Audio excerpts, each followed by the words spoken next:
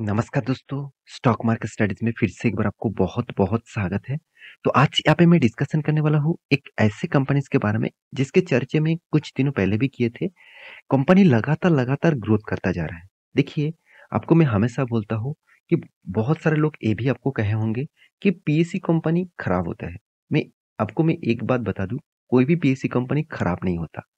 PSU company में weakness किस लिए दिखते हैं? क्योंकि इसके पीछे हाँ, काम कौन करता है? गवर्नमेंट। मतलब इसका जो वर्कर है, मैं ज़रूर वर्कर कहूँगा, तो इसका जो मैनेजमेंट टीम है, इसका जो वर्कर है और इस कंपनी का जो प्रमोटर है, वो जिस तरीके से सोचते हैं, वो थोड़ा-सा अलग सोचते हैं कंपेयर टू प्राइवेट कंपनी। क्योंकि प्राइवेट कंपनी का थिंकिंग होते है कि उस कंपनी से अच्छा खासा रेवेन्यू जनरेट करना, अच्छा खासा कंपनी को प्रॉफिटेबल बिज़नेस देना। मगर गवर्नमेंट का टारगेट क्या होते हैं? जितने सारे पीएसयू कंपनी है, उसको चलाना है और उसको इंडिया में मतलब टिकाने के लिए जो करना चाहिए वो करेंगे। उसको प्रॉफिटेबल बिज़नेस में लेके जाने के लिए उसको उतना जोर नहीं दे पाएँगे नहीं देता है। क्योंकि गवर्नमेंट का काम है सर्विसेज़ देना, गवर्नमेंट का काम अर्निंग करना नहीं है। तो इसी एक कारण बेसिस में गवर्नमेंट कंपनी पीटते रहते हैं। तो आप आज जिस कंपनी के बारे में बात करूँगा, मैं बहुत दिनों से पहले इस कंपनी के ऊपर कंटिन्यूअसली वीडियो बनाते जा रहा हूँ। तब से मैं आपको बता रहा हूँ कि इस कंपनी अभी इसी रेंज के ऊपर चल रहा है। कभी न कभी वो रॉकेट की तरह भागेगा। इसके पीछे लॉजिक भी आपको समझाया था। तो देखिए आज कंपनी टॉप लेवल में है और फिर से वो हाई करने के लिए कोशिश कर रहा है। और पिछले दिनों में कंपनी मतलब आपस सर्किट भी यहाँ पे देखने को मिला। तो कंपनी कौन-सा है जिसके बारे में बात करूँगा? कंपनी का नाम है आरबीएनएल मतलब रेलवे विकास निगम लिमिटेड। देखिए, जब कोई भी कंट्री का ग्रोथ होता है, तो सबसे ज़्यादा ग्रोथ होता है ट्रांसपोर्टेशन का। मतलब जितने सारे ट्रांसपोर्टेशन कंपनी है, तो उसका सबसे ज़्यादा ग्रोथ होते हैं और इंडिया का सबसे ज़्यादा ट्रांसपोर्टेशन प्लेटफ़ॉर्म कौन-सा है? वो है रेलवे। रेलवे सबसे ज़्यादा ट्रांसपोर्टेशन का माध्यम है, जहाँ से आप रेलवे के माध्यम से उम, ज़्यादा से ज़्यादा इंडिया में ट्रांसपोर्टेशन किया जाता है। तो रेलवे के ट्रांसपोर्टेशन करने के लिए रेल मतलब infrastructure, rail lines, rail pools, bridges ये सब कुछ के ऊपर ज़्यादा से ज़्यादा तेज़ी से गवर्नमेंट को काम करना पड़ेगा। और इसी प्रोजेक्ट के ऊपर काम कौन करता है? आरबीएनएल, रेलवे विकास निगम लिमिटेड। तो इसीलिए आरबीएनएल के बहुत ज़्यादा ग्रोथ पोटेंशियल फ्यूचर में देखने को मिलेगा। अगर आपने पिछले दिनों के डेटा देखेंगे तो 5% तक क्या अपर सर्किट लगकर क्लोजिंग हुआ। तो इस तरीके से सर्किट लगने के पीछे कोई ना कोई तो वजह होगा। ऐसे नहीं कि कंपनी में कुछ नहीं हुआ, स्टॉक में अपर सर्किट लगना स्टार्ट हो गया। ऐसे बिल्कुल भी नहीं। आपको देखना है अपर सर्किट लगने के पीछे कोई ना कोई वजह तो ज़रूर होंगे। कोई ना कोई कारण तो ज़रूर होंगे। वो कारण कौन-सा है, वो आपको ढूँढना है। अगर आपने कारण ढूँढ लिया, तो सोचना आपका दिशा सही में जा रहा है। तो अगर इस कंपनी का 1 मंथ चार्ट पैटर्न ओपन कर दूँ, तो 7% तक रिटर्न दिया, कोई बात नहीं। 6 मंथ में तो धमाका कर दिया, धमाका। 159% का रिटर्न मतलब आपका फंड डेढ़ गुना कर दिया, डेढ़ गुना वो भी 6 मंथ के अंदर-अंदर। तो इसी को बोलता है पेशेंस। अगर पेशेंस के साथ इस कंपनी के ऊपर आपने बने रहे होते, तो आज आपको कितने शानदार रिटर्न मिल चुके होते। 1 साल में देखिए तो 118% का रिटर्न कंपनी आपको दिया है। 5 साल में क्या है 300% का रिटर्न। तो सोचिए किस तरीके से रिटर्न कंपनी दिया और आज टॉप लेवल में है और फिर से वो हाई लेवल में जाने के लिए तैयार हो रहा है। तो इस तरीके से ग्रोथ ऑफ पोटेंशियल के पीछे राज क्या है? मैं आपको बोल चुका हूँ, कंपनी को कंटिन्यूअसली प्रोजेक्ट मिलता जा रहा है। साथ ही साथ कंपनी को श्रीलंका के ऊपर भी प्रोजेक्ट मिला। तो देखिए खुद इंडिया के तो प्रोजेक्ट कर ही रहा है, साथ ही साथ आउटसाइड ऑफ कंट्री का भी अगर प्रोजेक्ट मिलता रहे, तो उस हिसाब से कंपनी का ग्रोथ ऑफ पोटेंशियल और भी बढ़ जाएगा।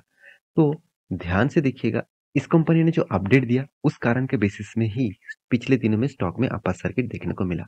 और वो न्यूज़ कहाँ पे मिलेगा? बिज़नेस स्टैंडर्ड के ऊपर। तो पूरा क्रेडिट मैं इस साइट को दूँगा, अच्छा खासा कि न्यूज़ पब्लिश करने के लिए।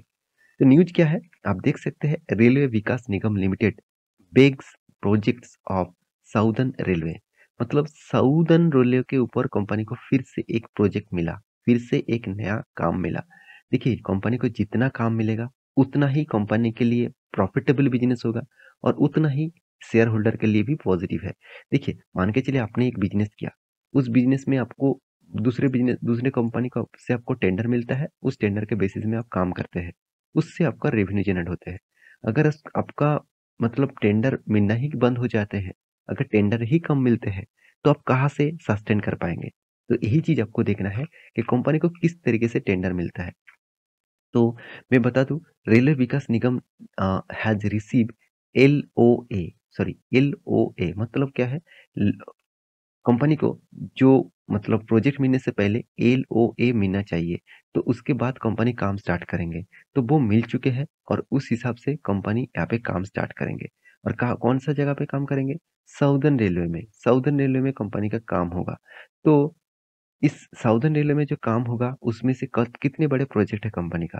देखिए प्रोजेक्ट उतना ज्यादा नहीं बड़े हैं, फिर भी 38.97 करोड़ के आसपास, अराउंड 39 करोड़ के आसपास आपको प्रोजेक्ट आप बोल सकते हैं। तो कंपनी के मतलब मार्केट कैप के हिसाब से, कंपनी का मार्केट कैप के हिसाब से देखा है तो कंपनी का 39 करोड़ के आसपास प्रोजेक्ट मिलना ठीक ठाक है। तो ऐसे कंपनी को लगातार अगर प्रोजेक्ट मिलता रहे तो लगातार कंपनी का ग्रोथ होगा। देखिए कंपनी का ग्रोथ कहाँ से होगा, मतलब कहाँ से हुआ है? कंपनी लो कितने किए थे? 28, और हाई कितना है? 84। तो सोचना कितने बड़े एक रैली आपको देखने को मिलेगा, मतलब मिल चुका है। तो कंपनी में हर पैरामीटर को पॉजिटिव दिखेगा और वैल्यूएशन के हिसाब से कंपनी सस्ते में है। जैसे कंपनी का पैग रेशियो बताते हैं, कंपनी का वैल्यूएशन एकदम ठीक ठाक है। हमेशा पैग रेशियो देखना है 1% के नीचे है कि नहीं है। साथ ही साथ कंपनी का इंटरेस्ट कवरेज भी बता रहा है कि कंपनी ने जो कर्जा लिया उस हिसाब से कंपनी का अच्छा खासा यहाँ पे रेवेन्यू जनरेट होते हैं। तो कंपनी का डेप 1% के आसपास है, थोड़ा सा डेप ज्यादा है, फिर भी चलेगा, कोई बात नहीं। कंपनी अच्छा खासा इनकम तो कर रहा है, कंपनी का हाथ में जबरदस्त पैसा भी तो है, तो उस हिसाब से कभी ना कभी वो कर्जा चुकता कर सकते हैं। तो कंपनी का सेल्स ग्रोथ, प्रॉफिट ग्रोथ तगड़ा आपको देखने को मिला। एक चीज मैं आपको हमेशा दिखाता हूँ, कंपनी का प्रॉफिटेबल बिजनेस में कंपनी किस तरीके से ग्रोथ कर रहा है। आप ध्यान से देखेंगे तो हर साल में कंपनी का प्रॉफिट पिछले सालों से ज्यादा हो रहा है। इससे बढ़िया चीज और क्या चाहिए? जो कंपनी का हर साल में प्रॉफिटेबल बिजनेस बढ़ते जा रहा है, उसके साथ आपको एक पॉइंट ऐड करना होगा, वो है कैश फ्लो। क्या सही में कंपनी का हाथ में पैसा आ रहा है कि नहीं आ रहा है? बीच में तीन तीन बार कंपनी के हाथ में पैसा नहीं आ रहा था, 2018 में, 19 में और 20 में। इस तीनों साल में कंपनी के प्रॉफिट तो आपको दिखा, प्रॉफिट एंड लॉस में अपने कंपनी ने आपको प्रॉफिट तो दिखा दिया, मगर कंपनी के हाथ में एक्चुअली पैसा नहीं आ रहा था। ये पॉइंट्स आपको जरूर देखना चाहिए। अभी फिर से वो रिकवरी किया और हाथ में अच्छा खासा पैसा भी है। इसलिए इन्वेस्टर भी देखिए, पहले तो 1% के नीचे इन्वेस्टमेंट कर रहा था एफआईएस और डीएस। आज देखिए डीएस के पास 7.5%, एफआईएस के पास करीबन 1.5% और पब्लिक के पास 12.5%, प्रोमोटर के पास 78% का होल्डिंग है।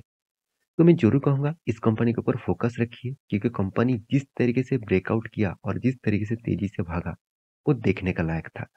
देखिए मैं बहुत बार आपको बोल चुका हूँ, जब कोई ट्रेड, कोई भी लॉन्ग मतलब ब्रेकआउट, मतलब लॉन्ग रेजिस्टेंस के बाद ब्रेकआउट होते हैं, तब उसके ऊपर एंटी जरूर लेना, रिट्रेसमेंट में एंटी लेना।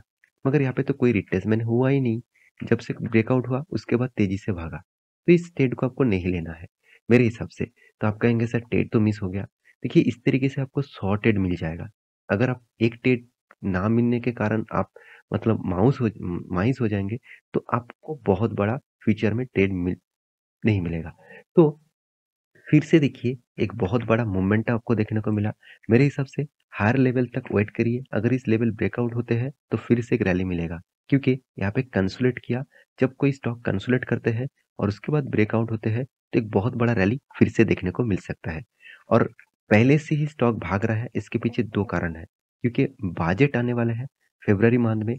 बजट में रेलवे के बजट अच्छे होने वाले हैं, इस तरीके से कुछ बड़े बड़े इंस्टीट्यूशन, बड़े बड़े एनालिसिस्ट बता रहा है।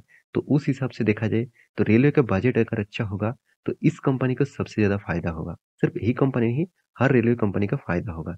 तो अभी से फोकस रखिए, अभी से अगर इस कंपनी के ऊपर as a swing trading, short term trading के लिए काम करना चाहते हैं तो फोकस जरूर रखिएगा। और आप मेरे टेलीग्राम को भी ज्वाइन कर सकते हैं, वहाँ पे सारे लिंक्स आपको मिल जाएगा, सारे डेटा आपको इस तरीके से डेटा आपको मिल जाएगा। तो मिलते हैं इसी तरीके से नया स्टॉक लेके, तब तक के लिए अच्छे से रहिए, अपने ख्याल रखिए, बाय बाय।